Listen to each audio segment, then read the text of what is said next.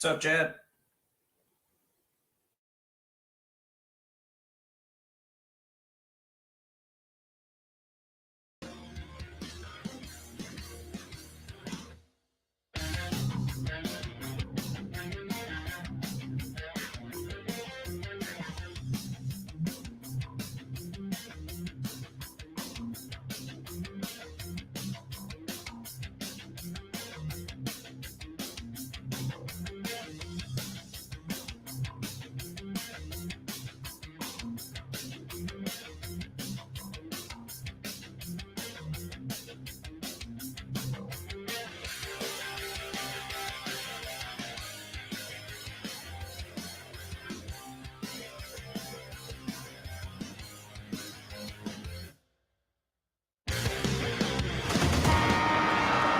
Jacob Albracht, Tommy Castor. This is Sports Daily on Wichita's #1 sports radio, 97.5 and 1240 KFH.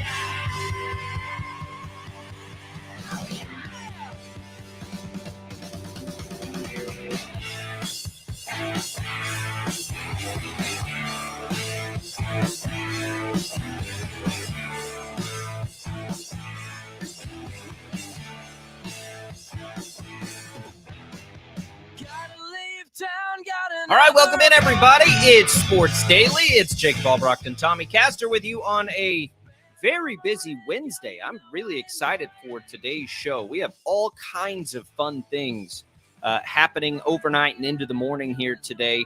We've got a Chiefs schedule release. We've got rumors of a Patrick Mahomes deal going to be done before the beginning of the season to get into. We've got Hunter Dickinson opening the door slightly into the world of NIL and what that's been like for him as he now is playing for Kansas.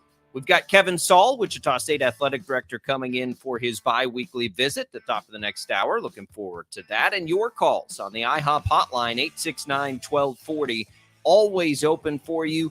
Giveaways, movie tickets, all kinds of fun stuff today. We welcome you in both here on KFH and on our video stream, which you can find now on the KFH Facebook page, the KFH YouTube page, and on Twitter at Sports Daily.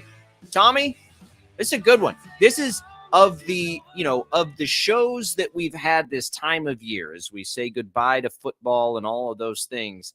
This is probably as packed a show as we've had just as far as content to try to cram in today. Yeah, you were running down everything. And then, oh, by the way, we also have the NBA playoffs that continue. Right. And so updates on that, too. I mean, there's a lot happening on the show today, and looking forward to getting right into it. So this will be a lot of fun today. The most topical of the things we want to talk about is this NFL schedule sort of, trickling out a little bit here. And we get some indication for the Chiefs on what they'll be doing. Two big ones, and maybe there are more since I've looked at this this morning. But we know two things, Tommy. We get an AFC Championship game rematch on New Year's Eve in the afternoon. We don't know networks anymore, which let me just tell you, as somebody who works for a CBS affiliate, sucks.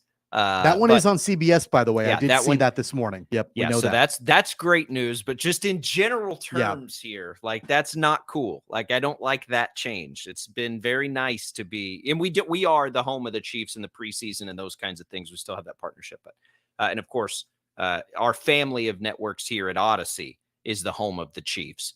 And, that won't change. That's the cool thing about radio. That's not like affiliated to a TV network. You're going to get Mitch Holthus the same way you've always had Mitch Holthus on our family of networks here this season. And we're excited about that. So listening to the Chiefs games will not change at all. And that's the good news. That's why we love this platform. But anyway, so that game's on New Year's Eve. The other one we get, and there's been like an odd amount of attention. And I legitimately still don't understand what was happening with the Bears and all that. I have no idea. Doesn't matter. It's in the past now. Put it in the rearview mirrors because the Chiefs will be playing Miami in Frankfurt, Germany.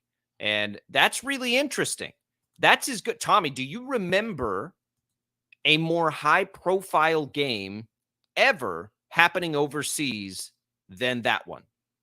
No, I don't. And the reason for that, I think, mainly is because we get typically pretty terrible matchups when they're overseas. I mean, a lot of times the NFL puts teams that maybe are not projected to be very good in the London series. That's why we've seen the Jaguars for a number of years. At least part of the reason why we've seen them play overseas. In fact, they're playing overseas twice this season in back-to-back weeks. Once in I think it's in England and one other time in Germany. So I don't know of another time where we've seen a high profile matchup like this in an overseas game. But I do think that this is probably the best option on the table. I wasn't going to be okay with, the Chiefs giving up a home game to play the Bills or the Bengals overseas. Didn't really love that idea. I'm okay with the Dolphins in Germany, and I think it's going to be a pretty fun matchup. Look, I'm actually excited about a big time matchup in an international spotlight. I don't think the international audience. Well, I shouldn't say that because I don't know. Like I don't know that how much it matters for that to be a premier game in Germany. But what I do know is it matters to have Patrick Mahomes there, and it matters to have Tyreek Hill there, and hopefully Tua is able to play football at full strength and have a full go. That kind of stuff does matter because you want your stars there. I don't know how much allegiance any of these cities have for specific teams. I know that like Jacksonville is very popular in England because they played overseas so much. But I think more than anything, you want stars over there. And yes, Tyreek Hill does miss the homecoming game to Arrowhead. That's about the only thing that you're like, that would have been fun. We're going to miss out on that. Other than that, I got no issue with it. And I've got no issue with the NFL, having big time games over there. Number one, for your average, it gets you into a window with more eyeballs. I'll bet this. I'll bet that game is the most watched international game they've ever had, other than maybe the primetime Mexico City games, right? I think they've done Monday Night Football in Mexico City, twice? So yeah. Other than that, this will be, and it may even surpass that. I think a lot of people are going to watch that game. It's in November. We expect both of these teams to be good. It should be. Look, it should be a lot of fun. So that's the first one. Again, I don't understand what the big deal was or why the Bears thing mattered. I don't understand any of that. We knew the Chiefs were giving up a home game. I'd much rather see them give up that home game, right? Well, that's not true. I'd rather them play that home game because it's a better opponent. I'd rather them play a bad opponent just from a competitive standpoint. Yeah. But I think that, it does add the flair, and I'm totally fine with it. And then the Cincinnati game, well, we knew that was on the schedule. Now we know when it is. Late in the season, that makes it even better. New Year's Eve, that makes it even better. Adds to everybody's New Year's Eve parties, right? So I think those two nuggets that we have here today, Tommy, are fun ones if you're a Chiefs fan. They are. I am less disappointed with the Germany decision. That's fine with me. I don't have an issue with it. Than I am with the Bengals, only because I feel like that should be a primetime game. I know it's like a 3:30 start time, 3:25 start time. I know it's New Year's Eve, but man, I'd love to see that it's a Sunday night. I'd love to see that Sunday night football on New Year's Eve. It's a rematch of the AFC Championship game. I feel like that should have been a primetime game. See, I don't know that I agree with that. I actually love the afternoon windows. Primetime games are fun too, but I kind of get busy that time of day. And so, afternoon, it's New Year's Eve. How many New Year's Eve parties are going to be going on in the evening? Know. I mean, is New Year's Eve is a Sunday have some chips this and year, dip, and then watch the Chiefs and the Bengals square off in an AFC Championship rematch. So it's a Sunday game. So here's I mean, I don't know if they're. I mean, are they going to have a primetime game? I guess is one question on New Year's Eve. That'll be something to watch. That late in the year, they may not even have a Sunday night football game. I'm not sure on that. I like it. I love the late afternoon window on a weekend because, it's like a Super Bowl party, right? For Chiefs fans, you're going to get together and you're going to go pretty hard for that game, I think, because we think both of these teams are going to be really good. So I actually like that. I think it's harder to gather for primetime games, and that's a game to gather for. So that I am looking forward to that. Not that you couldn't gather on that night, I suppose, since it's probably a holiday for you the next day at work. I'm good with it. I think, I don't get as much into the schedule as everybody. Well, not everybody. I'm curious to know 869-1240 to the IHOP hotline. If you want to answer this question for me, how into this schedule release are you? Is this one of those things that's amplified in your echo chamber because you probably follow all the Chiefs reporters and follow all the Chiefs, fan pages and all this, and they're all talking about it. So is it like this echo chamber where you just like it feels important because everybody's talking about it? Or do we really care at all? And it's just like, okay, that like I fall in the latter. It's really not that big a deal. Like it's kind of interesting, I guess, but it's not like I don't not set my watch to the schedule release. Like it doesn't. I'm not and I think more people are like me, but I do think it's one of these echo chamber things where everybody pretends like it's this big deal that it's really not. I think it's something where you get really interested in figuring out where each opponent is going to go on the schedule. That becomes kind of fun. I mean, we still don't know how the Chiefs are going to open the season, and there's But a didn't we variety of already know options to who the that. home opponents and road opponents were? Like, didn't we already We know do, that? but we don't know where they're going to be placed in the schedule, right? So, like, Yeah. there are some options there for the opening game for Kansas City. Could it be a Super Bowl rematch? They've got the Eagles on their schedule. That could be an option. I've seen speculation that the schedule makers might get really excited about the prospects of Sean Payton and Russell Wilson taking on the Chiefs on opening night. And then you've got a divisional matchup, Broncos and Chiefs. The Bills are out there. Like there are some options. That's where it becomes Give me really Bills, fun. Chiefs. That's where it becomes fun, right? I mean, like I'm not setting my watch to the schedule release, but I like speculating on where the dominoes, might fall to build it out in certain ways and who's going to play at what time. And then you start looking at it from, potentially a playoff perspective. And that's where the Bengals on New Year's Eve in week 17 is really exciting because you're like, all right, this is late in the season. Playoff pushes for both of these teams. It's a rematch of the AFC Championship game. So I think there is a decent amount of intrigue as we're talking about releasing the schedule. Don't you? I will say this. I am always like of all of it, the most interested in any of this that I am is the opener. Like, what's the opener? What's the opening game? What's the opening, Thursday night game?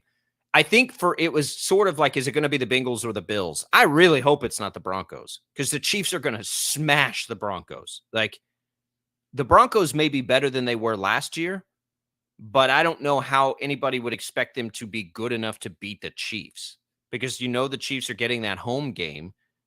Give us the Bills or the Bengals. And if it's a road game, like let's start with the best opponent that will make it the most competitive game, number one.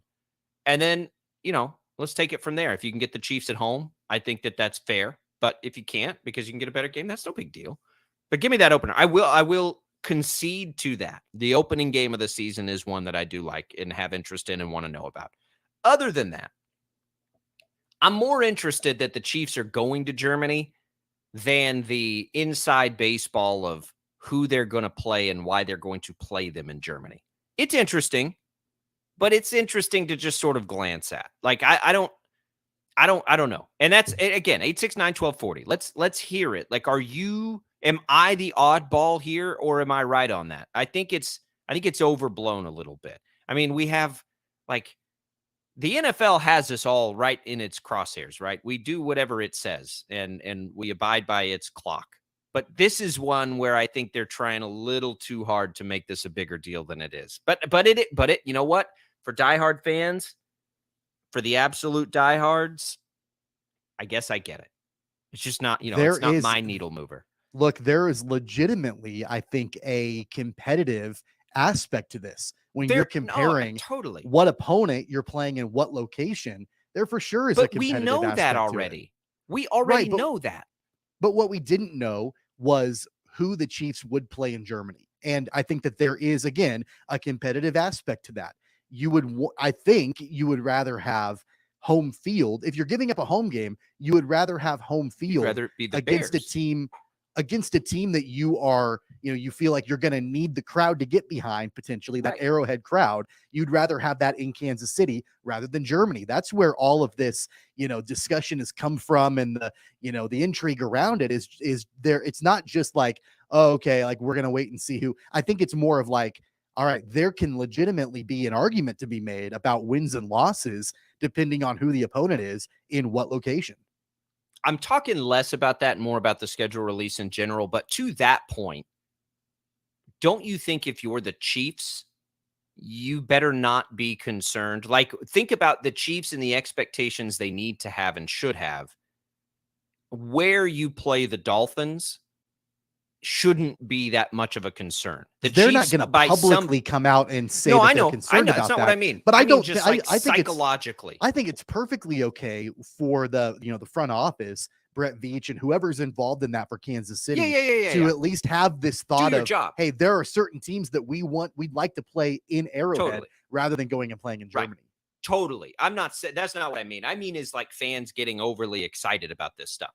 From a competitive advantage, if Brett Veach and Andy Reid and whoever, Clark Hunt aren't like aggressively trying to take every advantage that they can, they're not doing their jobs. They absolutely need to care and do all those things. I'm talking about as fans mostly here. Just like if I'm a Chiefs fan, I don't care. Like you got to have the attitude of bring it. Like we'll play you anywhere, anytime, any place, doesn't matter because we're the Super Bowl favorites and we can beat anybody anywhere. Right. So it's not like there's some fringe team where I think losing the Miami home game is going to have much of an impact on their season. Again, if I'm a fan, if you're an actual person with a team, you have to look for it's the NFL. You have to look for every absolute advantage you can find, even the most minute, because that's the way wins and losses come in the NFL.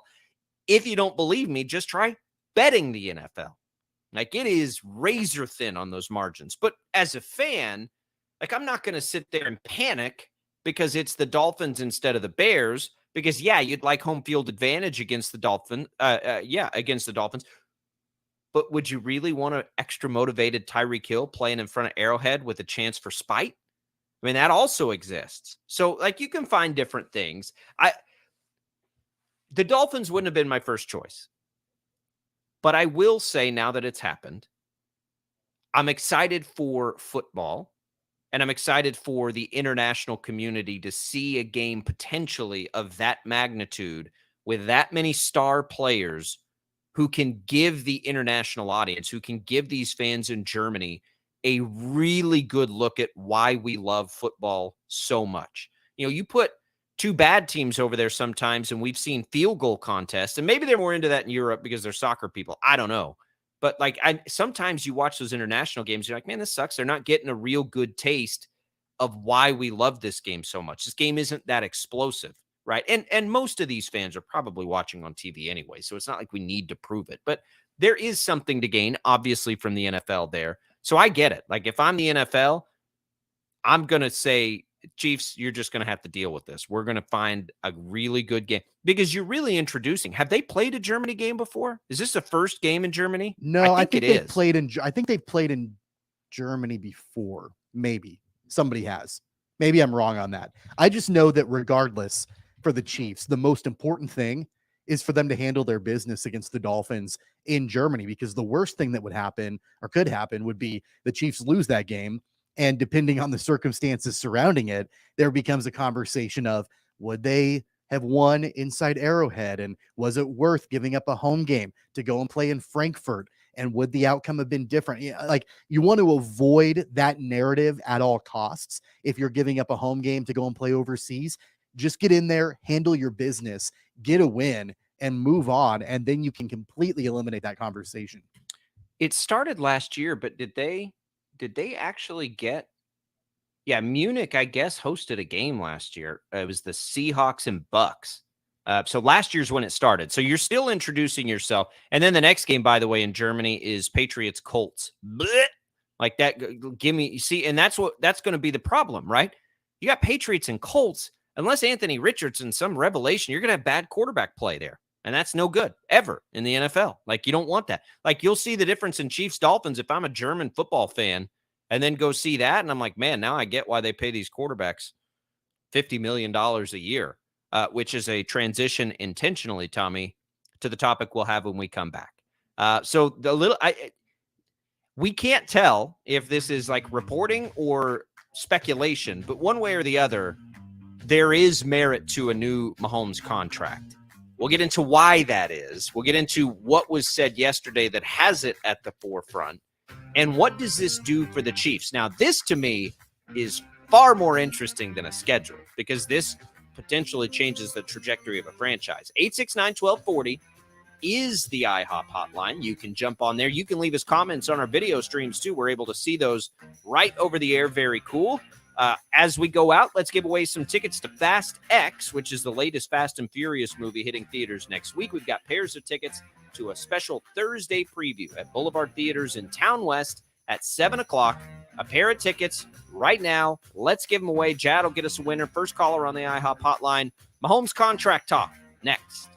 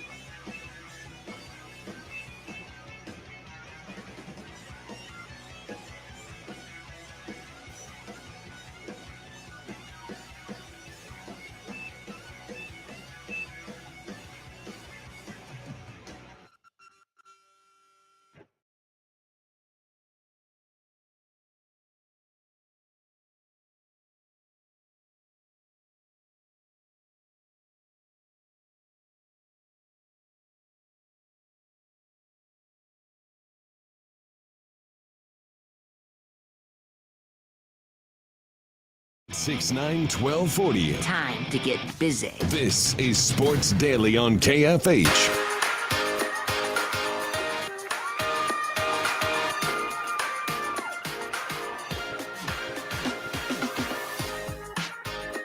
All right, welcome back, everybody. Sports Daily.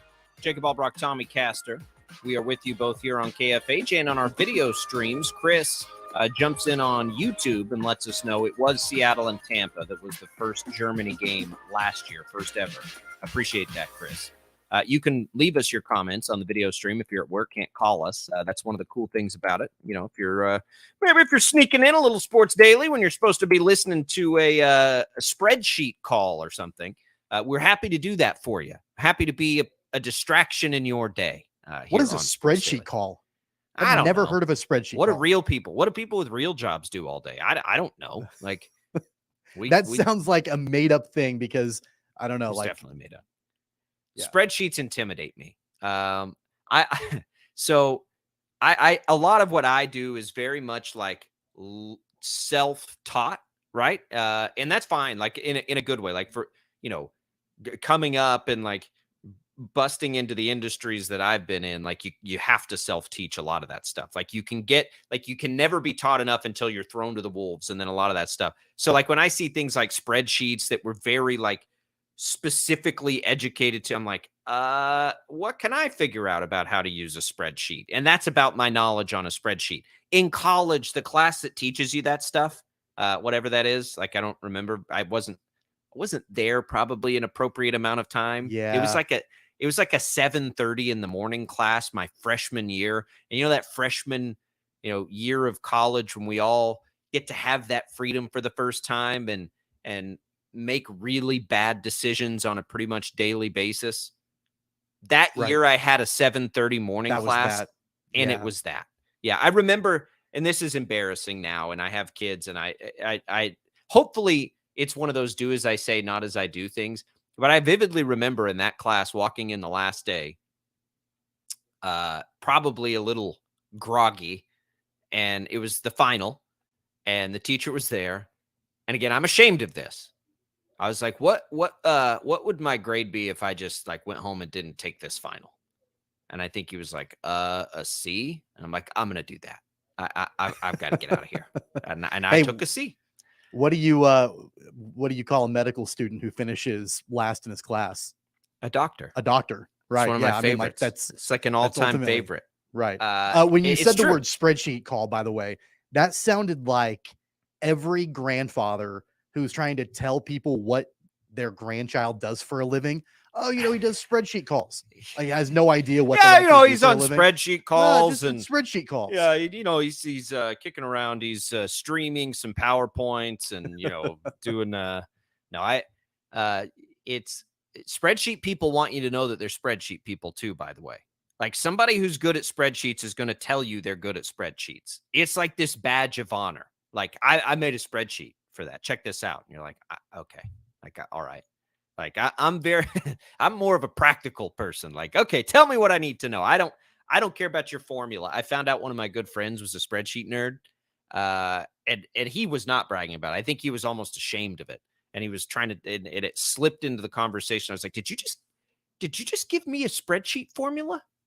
And he's like, oh yeah. I was like, spreadsheet formulas? Well, yeah, I have to use them at work. And it's just like, it's like nerd, like whatever. But to all those avoiding spreadsheet calls right now or nose deep in the middle of a spreadsheet, I applaud you. I tip my cap to you. You're far more useful in society than I am. And hopefully we can provide you a distraction from that pretend job that I just invented. 869-1240 is the IHOP hotline. If you're maybe doing something else, you can always call us. We love hearing from everybody. Daniel, by the way, is our winner of those Fast X tickets. So congratulations to Daniel for calling into the IHOP hotline. Tommy, the other Chiefs news outside of the schedule that's coming out today and will trickle out, I think, this year from the NFL, if I understand it correctly. We get this report from Pro Football Talk that, and somebody first sent it. I think you sent it to me first, Tommy, as it was like regurgitated from one of those like accounts that just regurgitates everybody else's information. And it was presented in that like, okay, the Chiefs are about to get this deal done. as I read the report from Pro Football Talk, it's almost like it's more of a column, like that there is a predictive nature to it, that this is going to happen before the first game of the season. So I can't quite figure out if it is being reported that it will be done before the first game of the season, or if Pro Football Talk is trying to connect the dots based on other deals we've seen get done, what Brett Veach is saying, and the nature of these things to just predict it. Either way, it's a very interesting topic. And I've seen a lot of people, as Lamar Jackson signed his deal, jump immediately into like year 2026, Jackson's going to count 70 million against the cap and Mahomes is 40. And I'm like, guys, Mahomes ain't going to be on this contract in 2026. Like, it's not going to happen. The Chiefs aren't going to let that happen. I don't know. There's no question that Mahomes will reset the market. There is a question of when that will happen, and that's what makes this Pro Football Talk story interesting, because that prediction, we'll call it for now, is that it will happen before the beginning of this season. Boy, and it, like, there's a lot to that, Tommy. First and foremost, for me, like, if I'm the Chargers or the Bengals, that has me in panic mode right now, because I would be absolutely racing the clock to get a deal done as it compares to what Lamar Jackson just did versus what it's going to look like versus Patrick Mahomes' deal. Because this gets ultimately more complicated if Mahomes gets a deal done first, because now you have to have the discussion of, well, does Burrow or Herbert top a new Mahomes deal? Because they would no question top a Lamar Jackson deal, I think. So at that point, especially like even if it's a Jalen Hurts deal, you got to get those deals done like yesterday, because if Mahomes resets it, you're screwed. Yeah, I mean, they have the opportunity right now to save a significant amount of money, you would think, if they can get deals done with Joe Burrow and Justin Herbert before an extension and a new deal happens for Patrick Mahomes. So I'm with you. I would think that the Chargers and the Bengals right now are thinking, man, we've got to beat the clock here. We've got to get our guys in before Mahomes. On the flip side of that, if you're Joe Burrow or Justin Herbert, maybe stall, delay it a little bit. I mean, if you know, right? Like if you know that Mahomes is Yep. Potentially going to get a new deal by the start of the season, all you have to do is be behind that curve as opposed to ahead of it, and you can cash in. So that's going to be really interesting, because we know, as we've talked about before, and everybody has this expectation, Mahomes will reset the market. At that point, what do you do if you are Joe Burrow and the Bengals and Justin Herbert and the Chargers? That's going to make those negotiations a lot more interesting to watch. I don't think there's going to be a whole lot of, or maybe any kind of drama with the Mahomes and Chiefs negotiation. I think it'll be fairly simple and easy. It's just a matter of when it's going to get done. And so you've got, conflicting priorities now between the Bengals and Chargers and Joe Burrow and Justin Herbert. That's going to be really interesting to watch.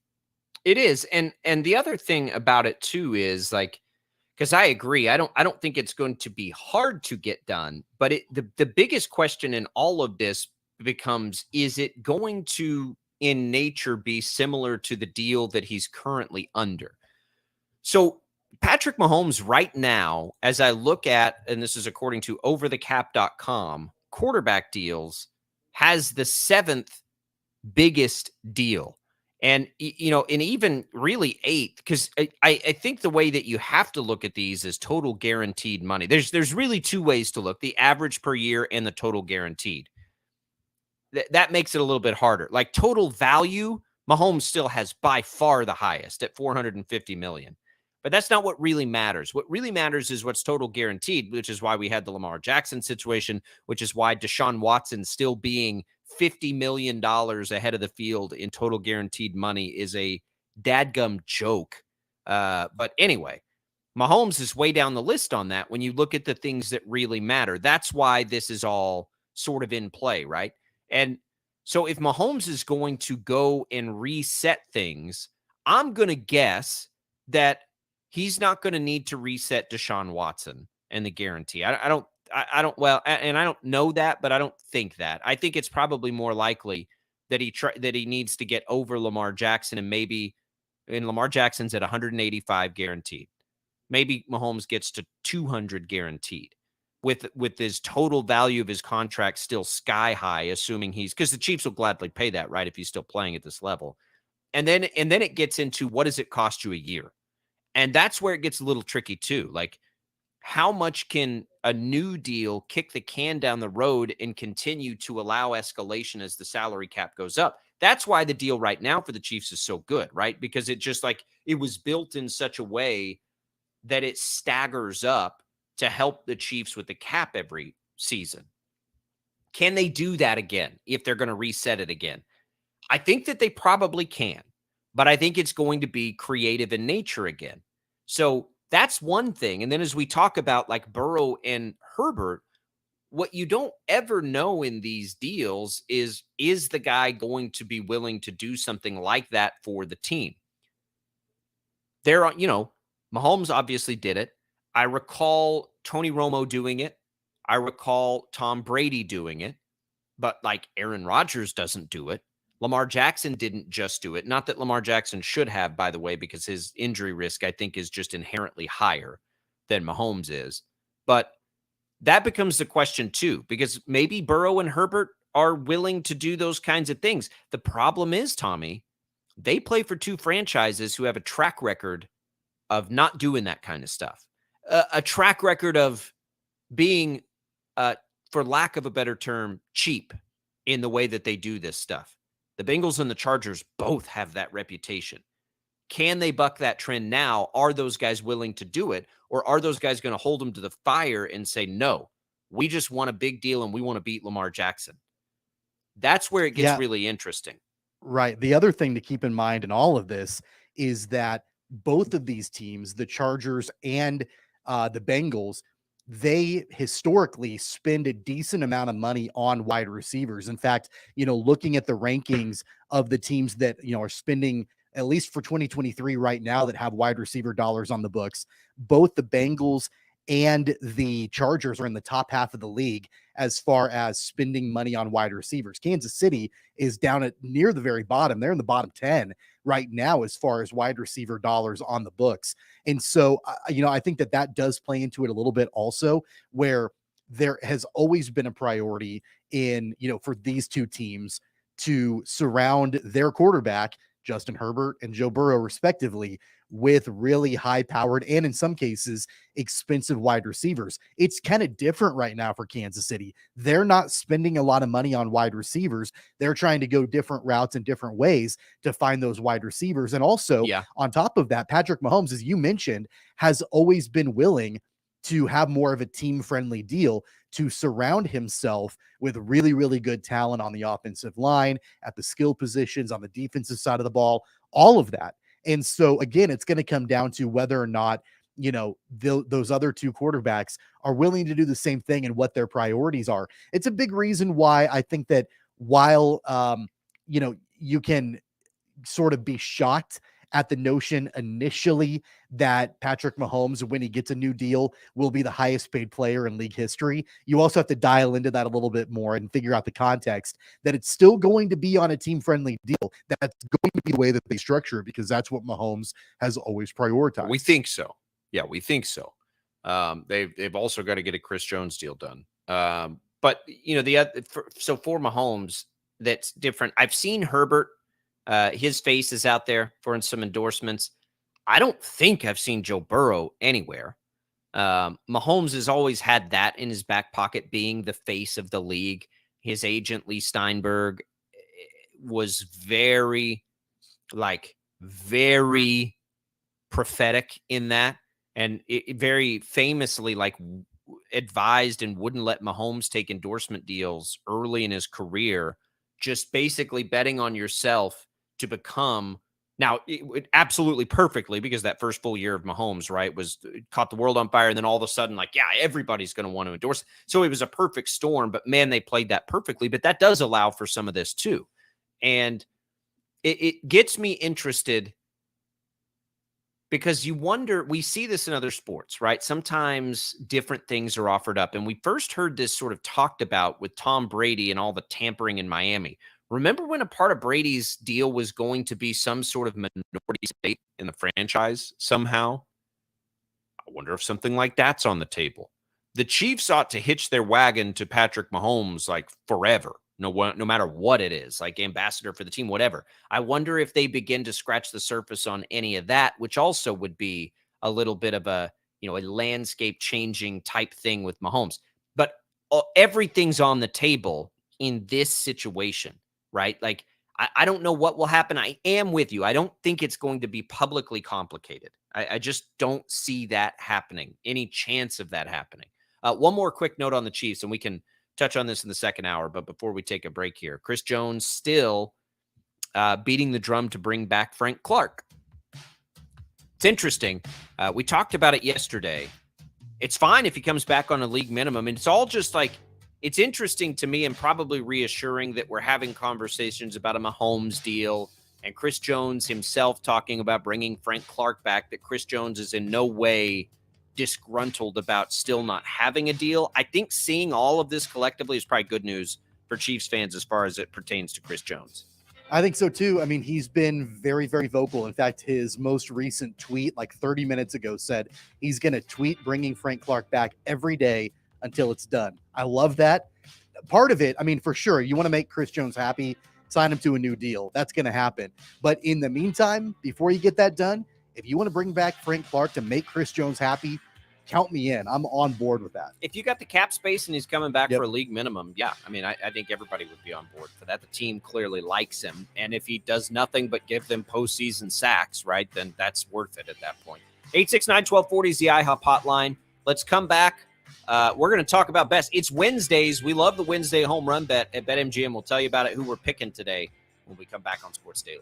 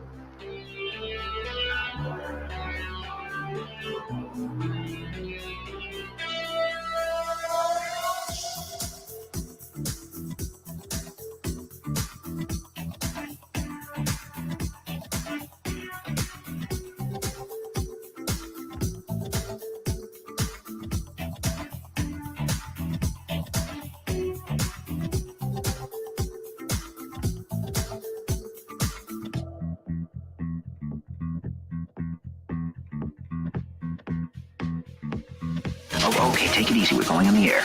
This is Sports Daily on KFH.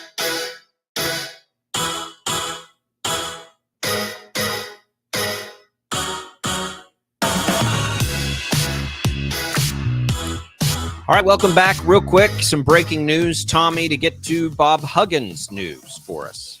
Yeah, according to Pete Thamel from ESPN, Bob Huggins and West Virginia are finalizing details for him to return to West Virginia next season. He's expected to receive a suspension. We don't know how long, a $1 million salary reduction, and sensitivity training. Those are among the requirements for Huggins that are being finalized that he needs to fulfill in order to return. Again, that's according to Pete Thamel from ESPN, that West Virginia and Bob Huggins are expected to finalize a deal for him to return to West Virginia in the wake of the anti-gay slur he used in a radio interview earlier this week. Interesting. Going to need some time to digest that, and something we can dig into further, maybe in hour number 2, and for sure tomorrow as we let the dust settle on that news just a little bit.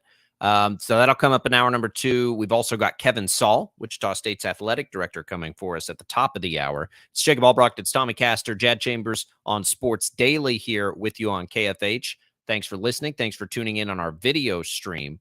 Tommy, Wednesdays are, well, let me tell you about this promotion first, and then we'll make our shots. They're called Call Your Shot. So call your shot every Wednesday at BetMGM, official sports betting partner of Major League Baseball. You can place a $25 home run prop wager on any game, and you'll receive a $10 bonus bet. Simply log onto your account and opt in, or download the app and sign up with BetMGM to swing for the fences on MLB Call Your Shot Wednesdays. It's just one more reason why the king of sportsbooks is the best place to bet on baseball. BetMGM and GameSense remind you to play responsibly and offer resources to help you make appropriate choices. Visit BetMGM.com for terms and conditions. 21 years of age or older to wager. Kansas only. New and existing customer offer. All promotions are subject to qualification and eligibility requirements. Rewards issued as non-withdrawable bonus bets. Bonus bets expire 7 days from issuance. Please gamble responsibly. Gambling problem? Call 1-800-522-4700 in partnership with Kansas Crossing Casino and Hotel. Call Your Shot Wednesdays. We love them. My Call Your Shot Wednesday auto bet right now, Tommy, is Josh Young. And this is going to be an interesting one because he's going up against Cy Young candidate Luis Castillo today. But he's at plus 600 because of it, which are better odds than he normally gets. I got to go. It's paid twice this year on these. So I'm going Call Your Shot Wednesday, $25 on Josh Young to pay it out again and hit a home run. Maybe it'll come against the bullpen or something, or maybe it'll come against Castillo. You never know, but that's my Call Your Shot Wednesday. I don't have an auto bet like you do. I kind of bounce around a little bit, but I'm going to go in the National League. The Marlins on the road taking on the Diamondbacks. I don't know if you saw this last night. Jorge Soler from the Marlins hit a massive moonshot. Yes, I did. 468 feet. I mean, it cleared the stands. Like, it was back in like the concourse area. So because of that, I'm going to have him hit another home run back-to-back games. He's plus 310. Those are his odds. 9 home runs. He's streaky. I like Soler in this spot. He is streaky. I don't dislike that one at all. I think he's a pretty good one. I'm surprised his odds are that low, but he's a home run guy. That's kind of what he does. So that's how you do that. You can go to BetMGM, check that out. We love it. All right, when we return here on Sports Daily, we'll have Kevin Saul, Wichita State's athletic director, on our way out. Let's give away some tickets to Fast X, which is the latest Fast and Furious movie hitting theaters next week. We got a pair for you right now, a special Thursday preview of Boulevard Theaters in Town West Square. That's next week, 7 o'clock. Jad will get us a winner on the IHOP hotline, 869-1240. We'll come back. Kevin Saul joins the program next on Sports Daily.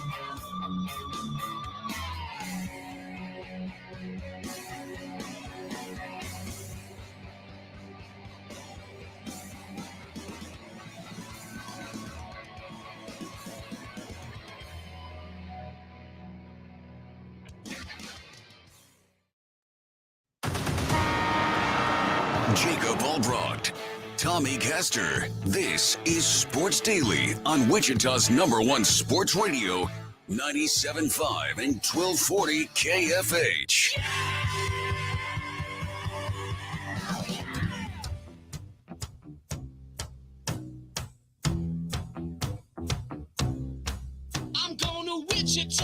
Hey, Shocker fans, want the latest on Wichita State athletics? Let's go right to the source with Shocker AD Kevin Saul. All right, welcome back, everybody. Hour number 2 here of Sports Daily. Thanks for tuning in on KFH. Thanks for watching our video streams. Jacob Albracht, Tommy Castor, and we are joined for our bi-weekly visit with Kevin Saul. Kevin, how are you today? Enjoying the rain, sunshine? It's warming up. It's a beautiful time of year. It absolutely is. Good morning, Jacob, Tommy. Just appreciate the opportunity. Got some really good rain last night. I think everybody needed that for sure. And a beautiful time of year for sure. And got a lot of things going on in athletics as well. And when you have a beautiful, nice turf field, you can play after it rains, as the Shockers did yesterday against Oral Roberts. Didn't go their way, though. And so, Oral Roberts, who's a good team, the last real big RPI opportunity now, but it is 3 losses in a row. Kevin, are we looking at this, and we'll utilize your expertise here on understanding the postseason? The path now, right, for Wichita State is pretty much winning the conference tournament as far as the postseason for baseball. Is that the way to look at it, or is that a little too simplistic? No, I think that's exactly the way you look at it. I think at this point it is that simple. We will need to win the conference tournament to compete in the NCAA tournament. If you look at the facts, we are 27-20. The RPI after last night's game shifted from 91 to 92 in the country. That's 305 Division I baseball teams in the country. Oral Roberts shifted from a 79 to a 74 after last night's win. So they've got to win their conference tournament as well. So I think it is that simple. Kevin, when you look at baseball so far and you take away the series against Houston and then last night's game against Oral Roberts, there had been quite a bit of growth, quite a bit of momentum. And Jacob and I have talked multiple times on this show recently about how, we've really felt like the tide has turned with this baseball program. I made the comment that, I thought that there would be growth this year, but I wasn't sure that we would see, this level of growth and this level of momentum this season from this program. But that's exactly what we've seen. What's your takeaway from what you've seen from Coach Hibbs and this squad overall, like a big picture view of the program? I certainly think it's a step in the right direction. I mean, if you look at, from a core values standpoint, we certainly are in a great place there. And Coach Hibbs has had great experience, as you guys know, as a 27-year head coach at UNC Charlotte. That's almost 3 decades of experience as a head coach. And certainly that is of great value to our program in terms of settling the waters in the fall. And obviously we entered into an interim agreement with Coach Hibbs in December that takes us through June. And, we've had multiple discussions about what that looks like and as we move forward. And guys, my stance has been in December and will continue to be that we'll make a good decision at the end of the year. I don't necessarily think that it's healthy for anybody to ride the highs and the lows because it's a 56-game baseball schedule, right? You're going to have some highs and lows. You're going to have some unbelievable nights like Oklahoma and Oklahoma State. You're going to have some great series wins. You're going to have sweeps against Eastern Carolina, wins over Kansas State. Those are really great. And it's a 56-game year. You're going to have some tough ones against Utah Tech and Oakland and Oral Roberts and Stetson and Cincinnati. So, I think we do what we do because we want to make sure that we've got a pathway through this season and that we make a really good decision for the overall long-term future of our program as we move forward. I think that's what everybody would expect. It is a program that is used to and somewhat spoiled with postseason appearances. And I think the measuring stick for our baseball program has to be NCAA appearances. And so that piece is really important. It's not the most important piece, but from a competitive aspect, obviously we want to qualify for the NCAA tournament and make deep runs in that tournament. But again, as you mentioned, it has been a positive step forward, and we'll continue to progress. We've got 2 more weekends. We host South Florida this weekend, really important series. And then we're at Central Florida next week for a Thursday through Saturday. And then we transition to Clearwater for the conference tournament. And the way that they're pitching, I think that it absolutely is on the table. Kevin Saul, Wichita State Athletic Director, quick follow on that, just because I think everybody's a little unknown. Lauren Hibbs, you said you guys have had some conversation. You don't have to get into any details. 27 years, though, is a long time. No spring chicken here. Have you gotten an indication that he has interest in any sort of long-term thing here, or have you even been able to get that far into a conversation like that? Well, I think the conversations in December and January are certainly about how we settle the waters and get our program where it needs to go from a competitive standpoint. And the first and foremost was making sure that our guys were in a really good place and that we were providing a first-class student-athlete experience. And they've certainly done that. I think in any of our programs, when you're looking at the leadership component, whether it's making a change in your men's or women's basketball program or any program, it is vitally important that the individuals that are interested in leading that program have a well-defined, clearly thought out, highly detailed, and can articulate a very good plan for where that program goes. You talk about the consistent elements in all of our programs, whether it's off-season workouts, staff, recruiting, academically, travel, scheduling, all of those important critical elements that lead to the success of a program. Each one has to have a well thought out and very well articulated, detailed plan. And so certainly that's what we look for as we effort to make a long-term, really good decision for our baseball program. Let's switch gears a little bit here, Kevin, and talk a little bit about Shocker softball. Postseason time for the softball program. The American Conference Championship Tournament kicks off later this week. I'm wondering, and you know more about this than we do. I know a big topic of conversation for a while has been, what's it going to take for Shocker softball to host a regional in the NCAAs? And I'm not sure. Are they on the outside looking in at this point? Can they still get in there if they win the conference tournament? What does that all look like from your perspective? Well, from my perspective, and it's tough for me to take my AD hat off in these conversations. I think whether you have that hat on or off, this program is very deserving of an opportunity to host an NCAA regional. It has done remarkable things, Coach Brad Benner and our staff. We've got some phenomenal young women in our program, as you all well know. We've got a 43-9 record as we head into conference play with an opportunity to finish at, 45-9. And when you start to look nationally at the landscape, we sit at 20 in the RPI as of this morning. And there are a handful or less of programs that have 45 or more wins. And so you've got 16 institutions that will have an opportunity to host. And guys, it's not as simple as just looking at the RPI. You can't just chalk it and say, hey, the top 16 are going to host, because there's so many factors. We submit a highly detailed bid to host NCAA championships that has financial components to it. Certainly we will meet the minimum financial guarantees that are required by institutions.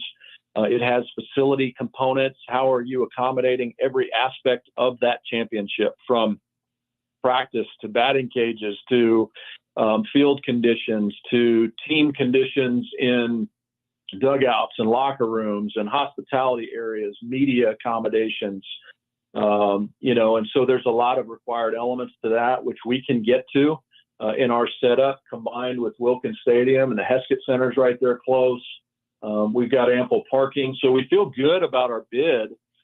Certainly the new softball facility that we have planned, that you all have seen the plans for, puts us in a significantly better position in a lot of areas, from our player development, our fan amenities, recruiting, but also hosting NCAA championships. And so, again, I think it's important to recognize there is a process that the NCAA has throughout the year. And in any sport that has a postseason tournament, typically what they have is what's called regional advisory committees. And so you'll have coaches and administrators across the country that are assigned to various regional advisory committees. And what they do is every week they will rank the teams in their respective region.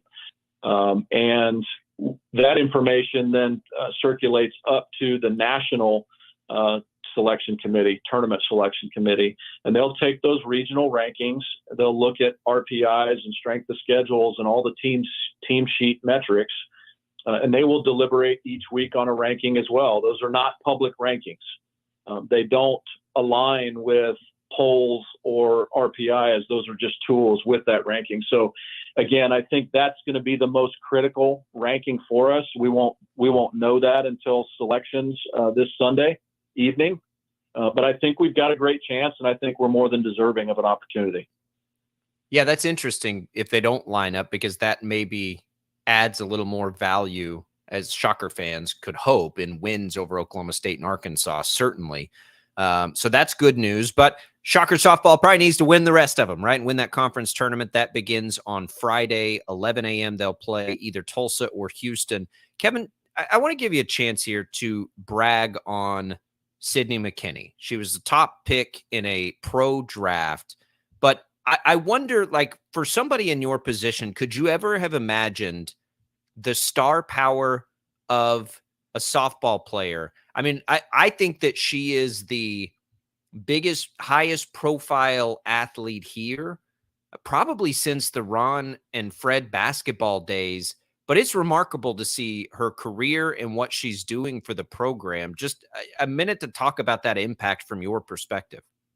Yeah, and everything that you said, Jacob, is so impressive in terms of what she brings as an athlete. And I would tell you, double the impressiveness and the impact of Sydney McKinney as a person. She is a phenomenal human being.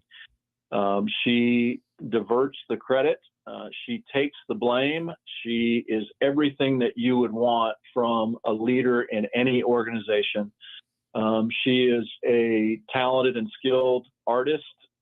She can manage her brand and does a phenomenal job in the NIL space. If you were to paint an ideal picture for what NIL was intended to be, what it should be, and how it's carried out in a first-class way, Sydney would be the poster child for that. Poster woman, I should say, for that. She is a phenomenal representative of Wichita State University as a person. When you get into her athletic accomplishments, she will be littered all over the record books for Wichita State University. She will be in the national softball record books as well, as has been well documented. And she's a phenomenal leader for our young women. And I just think we're incredibly blessed to have her here. She has intentions, obviously, of playing some professional softball this summer, and we could not be more excited about her being the number one pick. I had a chance to talk to her a few minutes after that news broke and offer her congratulations and just share with her how proud of her we are. She's also got some thoughts about potentially coming back as a GA, and I think she would be a phenomenal asset to Coach Bredbender's staff and the future of our softball program. So just incredibly excited. We're blessed to have her here. She's done remarkable things. And at the end of the day, I look at it in all of those facets. Sydney McKinney has defined and created a pathway for future young women to be wildly successful at Wichita State. They will look at Sydney's journey and say, you know what, I can accomplish anything that I want to accomplish going to school and playing softball at Wichita State University. And I think that's very important. And we're indebted to Sydney for that. She's done remarkable things and just incredibly blessed. Definitely an incredible ambassador to the university and the city. Kevin, we're a couple of weeks removed from Terry Nooner being introduced as the new women's head coach at Wichita State. I know he has named his staff, his assistant coaches, all of that. How's he settling in? Where do things stand as far as his progress and getting acclimated to Wichita? Well, Coach Nooner's doing a phenomenal job. You guys saw all the national recognition for a phenomenal person and coach. Tracy, the family, and the kids transitioning to Wichita here soon. Obviously, you mentioned the staff's been solidified with Antoine Brooke, Nick, Erica. We've hired a strength and conditioning coach, a new position for us that will focus predominantly on women's basketball, which is very, very helpful in that program's development. So a lot of really good things going on. I will tell you guys, as we get near to announcing a schedule, Coach Nooner and his staff are not timid about playing a strong schedule. You're going to see some opponents on that schedule that will raise your eyebrows and will be a phenomenal opportunity for our young people to compete at a really, really high level here. I think the recruiting has gone incredibly well. Nick Bradford, Antoine Scales, Terry, all have Midwestern ties. They have deep connections into junior college basketball in the Midwest region. They have deep connections into high school basketball, specifically in Wichita, Kansas City, the state of Kansas, Missouri, Oklahoma. So I think from a recruiting standpoint, we're doing phenomenally well. We've been able to hold on to some great student athletes. Of course, we've lost a couple as well, and that's certainly understood when you have a coaching change. But I'm really excited about Coach Nooner, their staff, where the program is headed, the conversations that we're getting into in terms of recruiting. They are exactly the institutions that we should be competing with, and we'll win a bunch of those, and we'll lose some of those as well. But just incredibly excited about Terry and his leadership of this program. One question for me, Kevin, I don't know if you've seen this. We'll break this here with you here in just a minute. The AAC is putting out their softball awards. But before we do that, real quick, since we've talked to you last, the Shockers added Ronnie DeGray in men's basketball. Now it's a second transfer. Do you have any insight on that yet, how that works with the new rules? Is he going to need a waiver if he's going to play this year, or do we know yet how that will work for him? Yeah, it is a waiver process because he's a 4-4 transfer, and so I don't want to get into the specifics of the waiver or where we think that stands. I can tell you that we will throw all our efforts and energy and time that we need to into that waiver to make sure that happens. Feel pretty good about it, but again, I don't want to overpromise and underdeliver. Yeah, and we'll certainly compile all the information and present the waiver in a professional way, and we'll see where it goes. Yeah, no, that's all we needed. That we get a little confused now on that stuff and grad transfer. So that's we had that question from quite a few people when that came.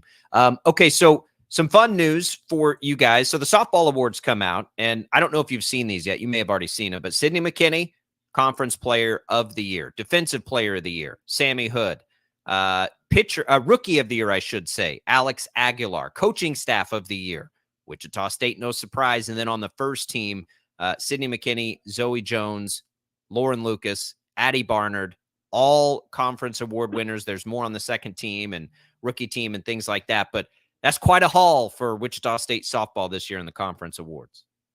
Well, again, it is, and I appreciate you sharing that. I think it's just an indication of the commitment and the elite attention to detail that Coach Bredbender and her staff have, the commitment and dedication of our student athletes.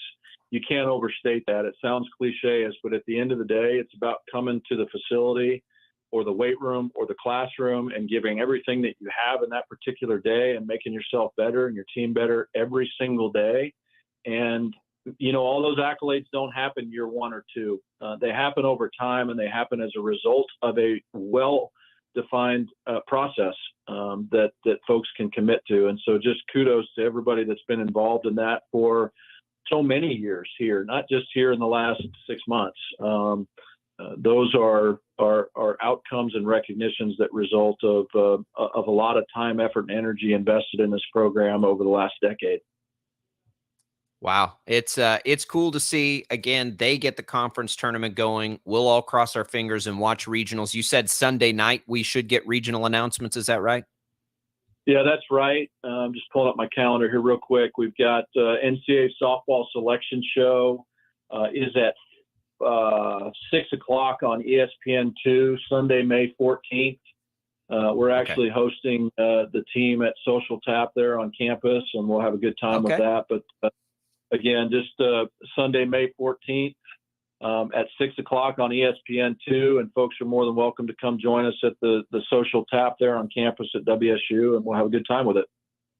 All right, social tap. Yeah, Sunday night. That'll be fun. Go check it out. Join the Shockers. Go show them a little love. Even if it's not a host, it'll be exciting to see where they are headed. So, yeah, check that out Sunday night. All right, Kevin, we appreciate it. Thanks for the visit again this week. Next time we talk, we'll be smack in the middle of hopefully super regionals, I guess, at that point. But it'll be a lot of fun. We appreciate the visit as always. I love where your head is. Appreciate it, guys. Have a great day and go Shockers. There goes Kevin Saul, Wichita State Athletic Director. Appreciate the insight. A lot of good stuff there. If you joined us late, you can always go back and listen to that on the Odyssey app. Baseball talk in there, a little insight in the basketball world for both the men and women. So check that out. We've got some other things to get to here on the program in hour number 2. We've got to get to this Bob Huggins news. We've got to get to the NBA playoffs last night. A lot coming for you, plus one more chance to win some movie tickets. We'll do that as well later in the hour. It's Albracht and Castor on Sports Daily. Wednesday, we'll be right back.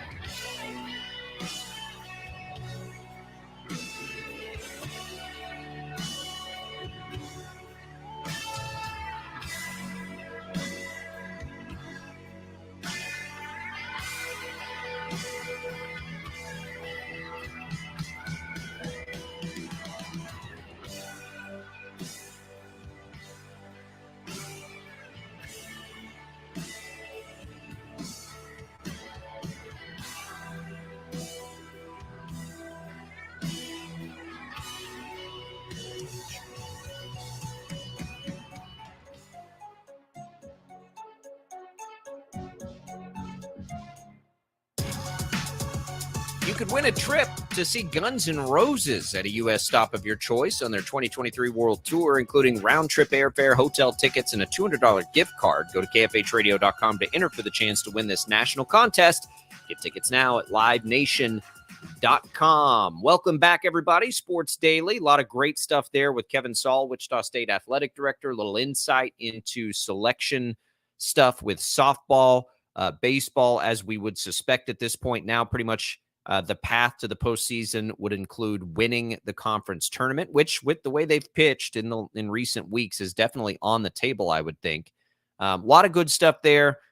We learn that Ronnie DeGray will need a waiver, which we suspected, but just making sure that, and then a tease to a women's basketball schedule that should be pretty exciting. So all that stuff available for you if you missed it with Kevin Saul on the Odyssey app. We appreciate everybody listening. You can always go back and listen that way. You can always go back and watch our video streams over again if you'd like as well.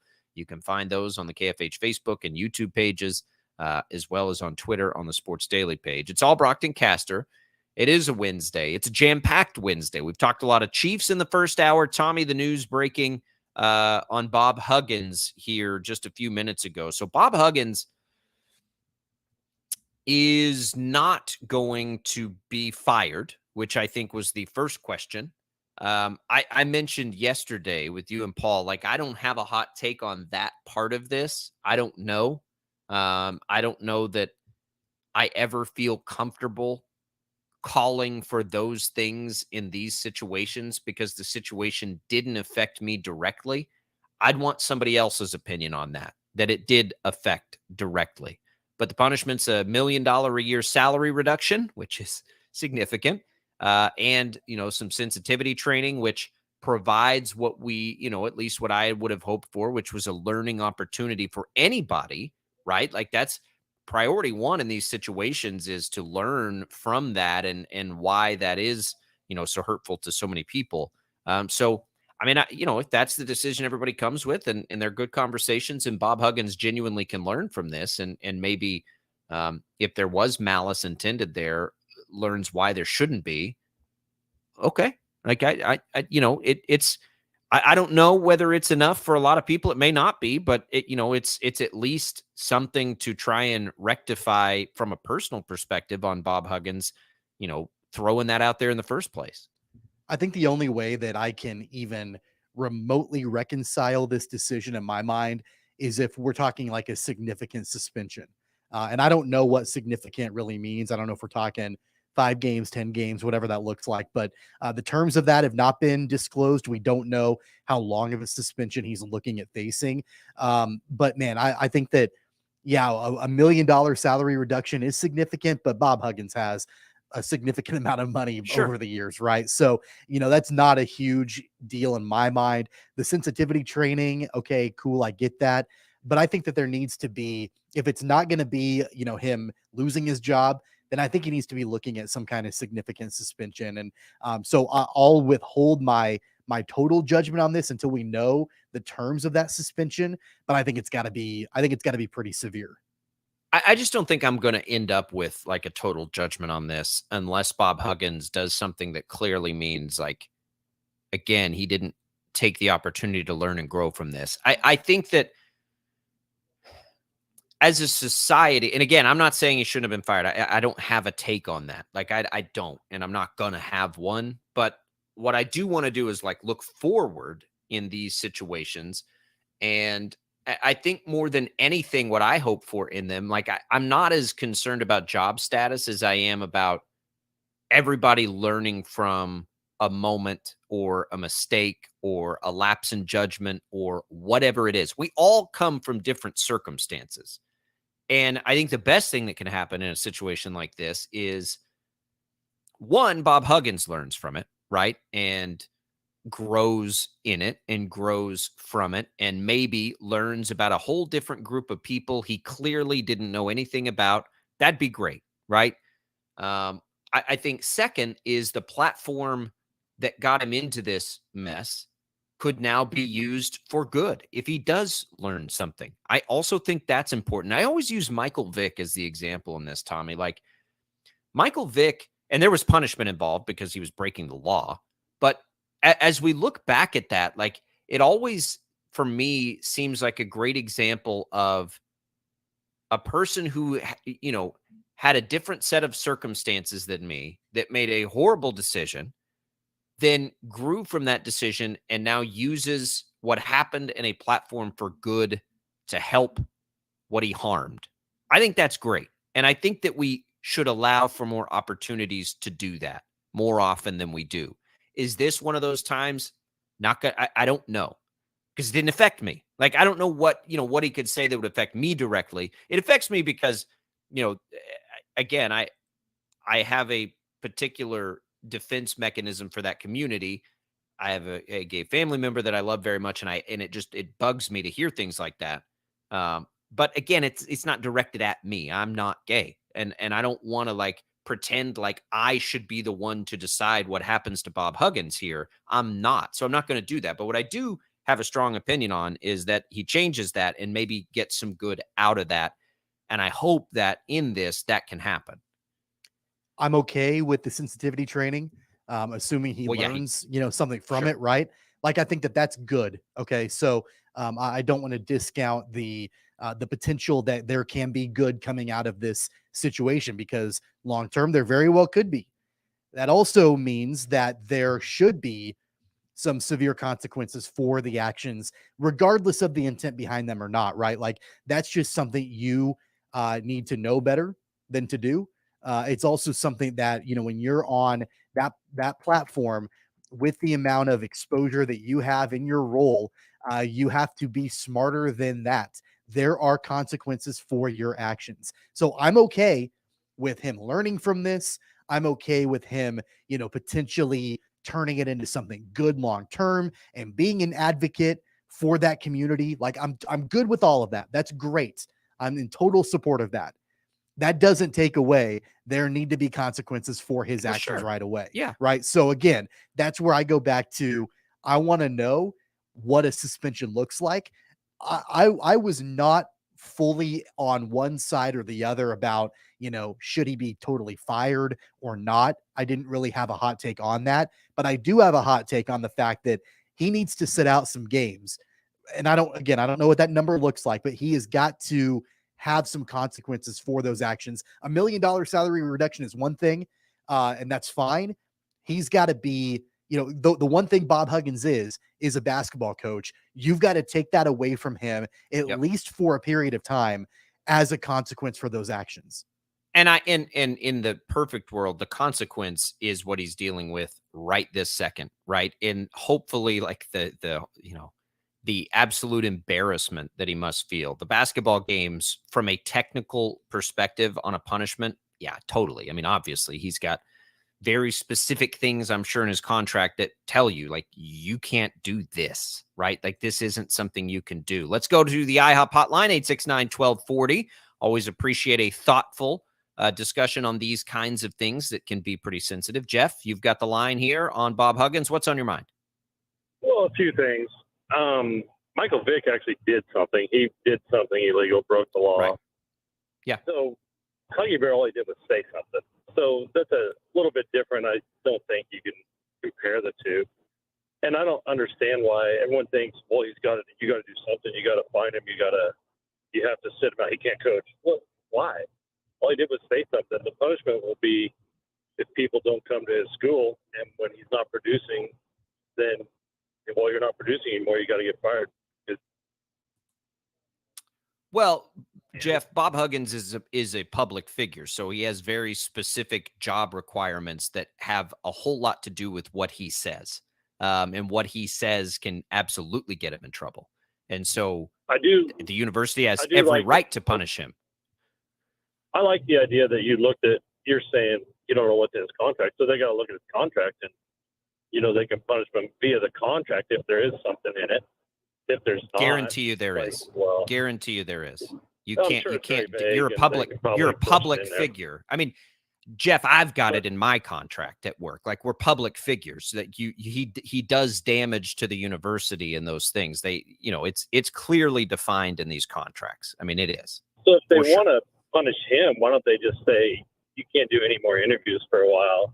6 months, no interviews other than with your your play-by-play guy, the school guys that you're kind of obligated to. So yeah, don't be doing these radio interviews, they'd probably prefer to have that control anyway. But coaches use those platforms to help in recruiting or whatever. But it's I understand where people come from, and I'm not like totally disagreeing based on mistakes or things people say costing careers. That again, I don't know that that's true either. I just think it's and when I used Michael Vick as an example, I'm not saying what they did was comparable. I'm saying Michael Vick using the platform to help the thing that he harmed afterward is a really cool thing that's happened, and we need to allow for more of that type of thing, right?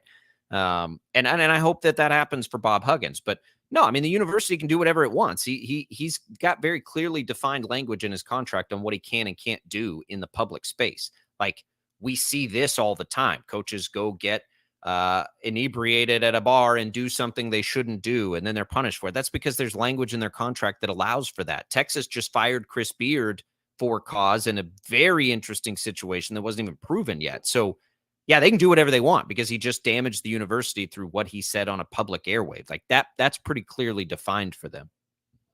I get that, but at the same time, if that's so defined in the contract, then it should be defined as this is what you said, so it's defined as what the punishment is. He should know that before he ever says it.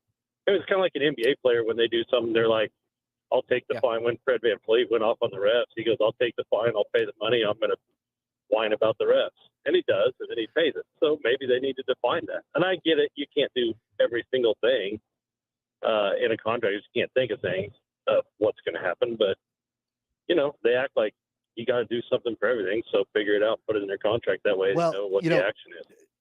Jeff, I do think that the counter to that and my argument to that regard is that, Fred VanVleet, it's kind of apples and oranges, right? Because he'll complain about the referees. That's not indecent. Like, that's not using a word or a phrase that is offensive to a population of people, right?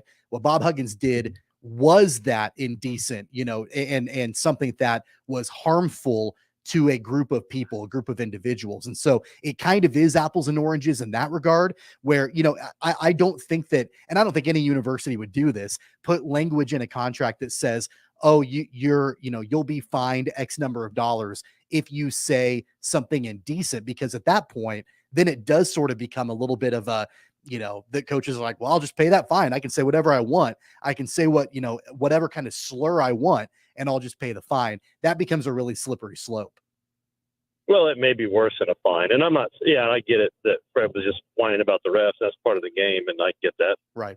And, I think his point was made, and I think he got the point across, and it benefited him, so good for him. But I don't know that they're going to put language in there like that. But if they're going to do this every time, then they need to start doing it. And so then where's the blame go? It shifts back to the athletic director. So if you fire your coach, fire your athletic director because you didn't have a plan for this. I mean, it's like, well, maybe they do have people just start firing them all. They didn't fire him. I mean, that's the point here. Right, yeah. And we appreciate the call to the IHOP hotline, Jeff. And again, we appreciate anybody that can have this level of discussion on a sensitive topic without, being outrageous. And Jeff did not. Jeff's point is good. Like, how do you define this moment for coaches, right? And it is hard because, and this is where I have such a hard time with these. Like, I don't know what appropriate punishments are because I'm not affected by it. And I think that that's important too. Like, don't come to me, don't come to Tommy, don't come to, somebody who's not affected by what was said and look for a gauge of how offensive it is, right? Don't ask me if the Washington football team name is offensive. I'm not the target on that. Like, I'm not the group that is negatively impacted. Don't ask me about that. I don't ever feel good about those things, Tommy. Like But there is some common sense that's involved in this too, right? Like there's a gauge where I think that anybody can listen to what Bob Huggins said and said, all right, that's indecent, right? Like that's not what I'm saying. Right? You know what I mean? Absolutely. Like, now again, like I'm not part of the affected community either. So I'm not able to relate to it at that level because I'm not in that community. But from a common sense perspective, Totally. I'm gonna be like, yeah, that was too much. Yeah, that's not what I mean. And you crossed over it. Absolutely crossed a line. I'm just saying when we're trying to like gauge, oh, that's not really that offensive. Like, is that really, I don't ask me that. Like, I don't. Yes, it is. It's an inappropriate word and it's an inappropriate slur. And if there are, actual, malicious intent there, that's a problem. But don't look like I can't properly gauge how offensive something is. I don't want to be. I want to hear from somebody that's affected more than I want to hear from me. Like you know what I mean? Does that make sense? Like I don't want to be the compass on that. Other than it's wrong, right? But I want to hear from people affected. There was an ESPN personality that, and it was a situation, if you'll recall, like we saw with Isaiah Poor Chandler, where announcer didn't know where the name Isaiah Poor Chandler came from. John Anderson, who's been a great, personality at ESPN for a long time, made a comment about a hockey player with the last name of White Cloud. He made a joke, and he didn't know clearly that name was indigenous in nature.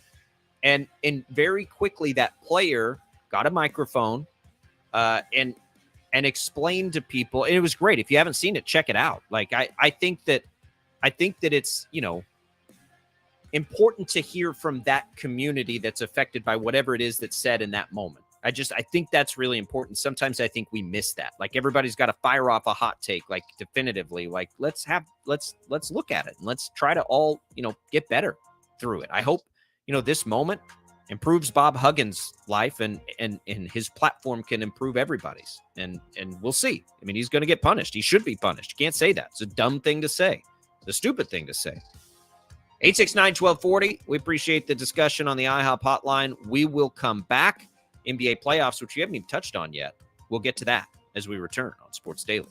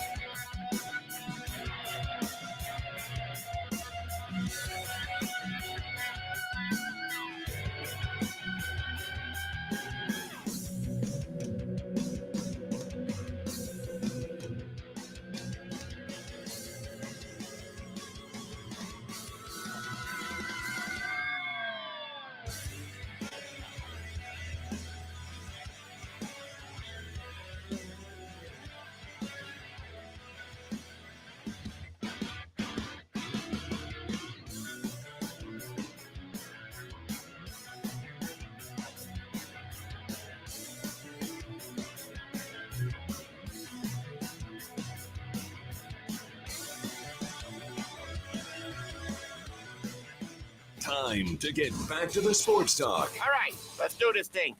Go! Sports Daily is on KFH.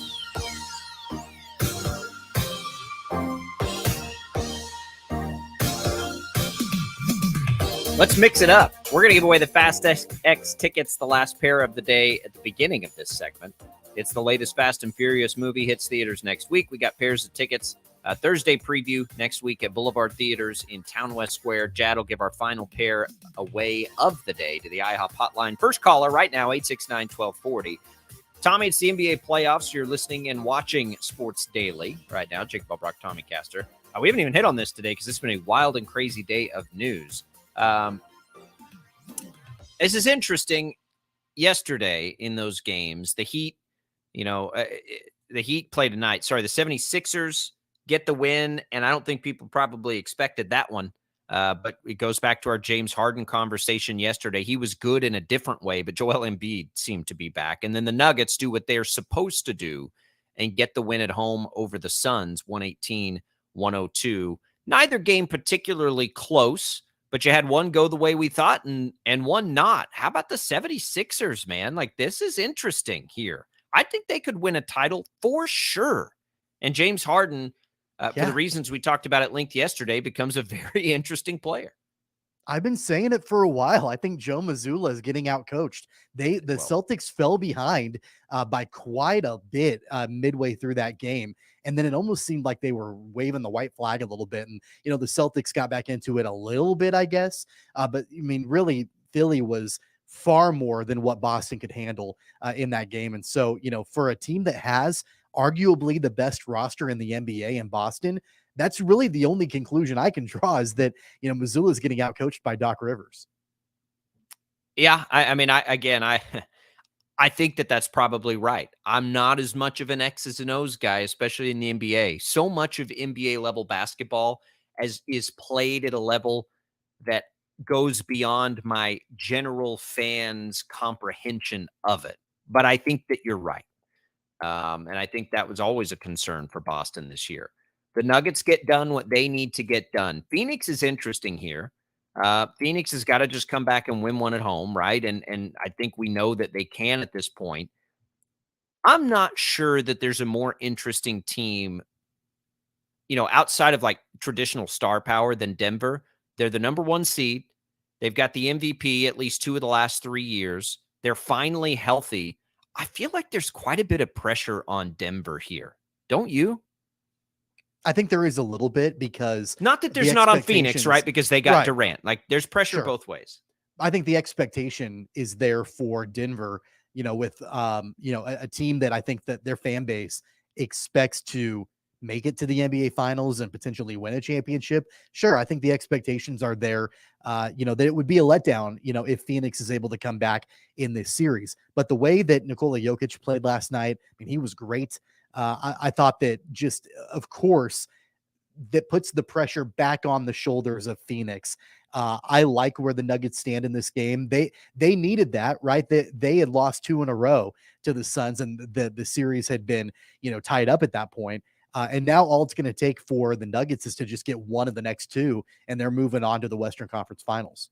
Yeah, I mean, 3-2 matters for sure. As we look ahead to tonight, it's Heat, Knicks. Knicks are actually favored by 3.5. That might be one where I really attack Miami. I don't like the Warriors line on the Lakers, 7.5 favored. I think we all like the Warriors to win the game. 7.5 is a little heavy for me. And Steph Curry, if you think he's going to go ballistic, his over-under on points is like 30.5. I don't think I've got any piece of that game tonight. I do kind of like the Heat though, to close it out on the road, especially if they're getting plus money. I might look at that one, but the strong lean here is that, the teams up 3-1 will win these series. I think far more interesting of a game will be Lakers Warriors, but those are the two. And I wonder about that Lakers Warriors game. I mean, we've talked about at length how, this is a situation where typically Steph Curry steps up and he'll drop 40 plus points and, lead the Warriors to victory. But what will it say about the Lakers and their title chances if they can extinguish Golden State tonight, win that series 4-1, and win on the road to make it happen? That's going to be a lot of fun to watch. probably just window dressing. I did see some discussions of like, should the Lakers rest their starters? I'm like, are you insane? What are you talking about? Should the Lakers rest their starters? What? 869-1240, the IOP hotline. Congratulations to Jeff for taking that final pair of Fast X tickets. We'll come back. We'll tell you what's on the network here today on KFH. What's on tap? Coming for you on Sports Daily.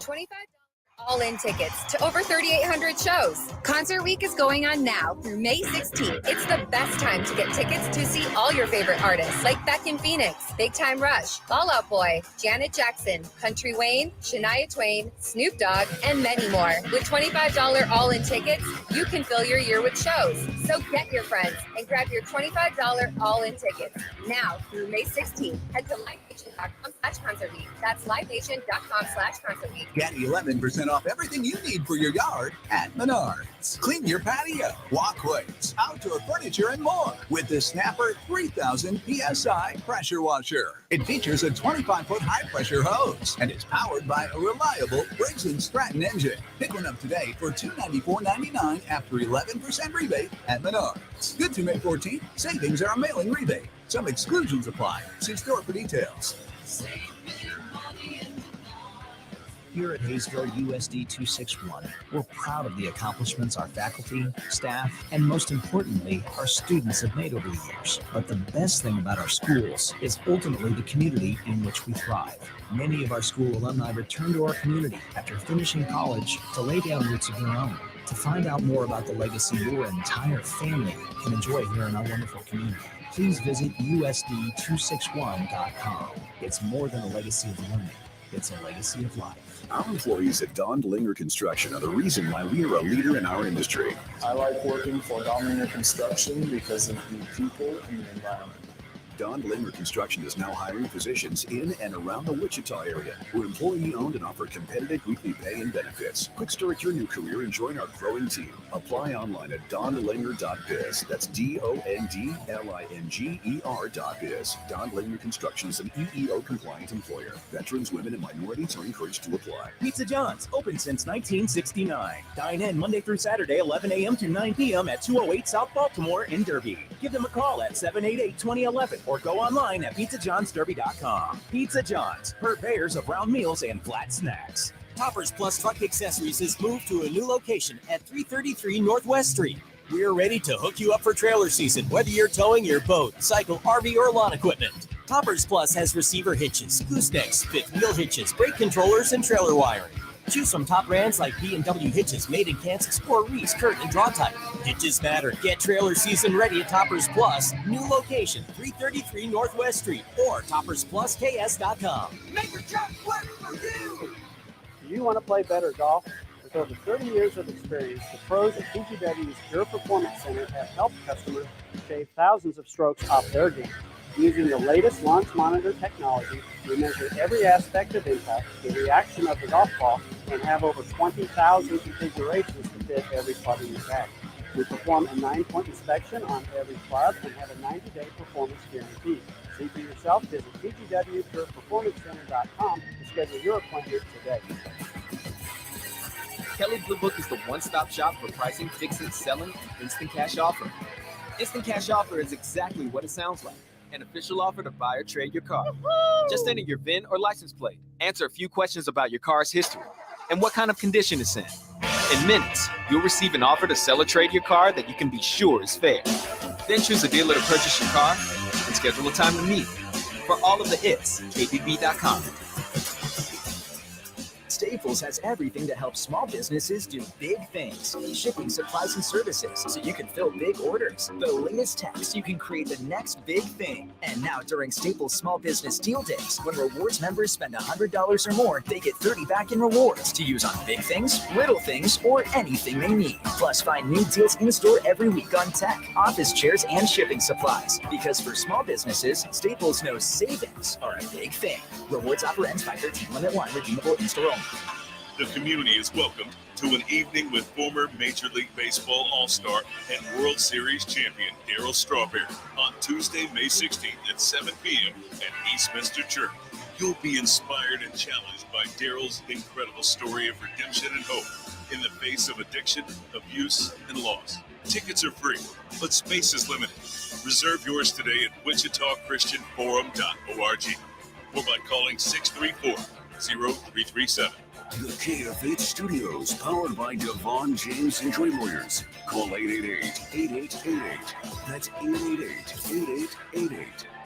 You're listening to Sports Daily with Jacob and Tommy. Still to come, Jim Rome at 11, right here on KFH. Wichita's most listened to sports radio. 97.5 and 1240 KFH. All right, thanks for tuning in, everybody, today on a jam-packed Wednesday. Good show, interesting show. You can back and listen on the Odyssey app. KFH.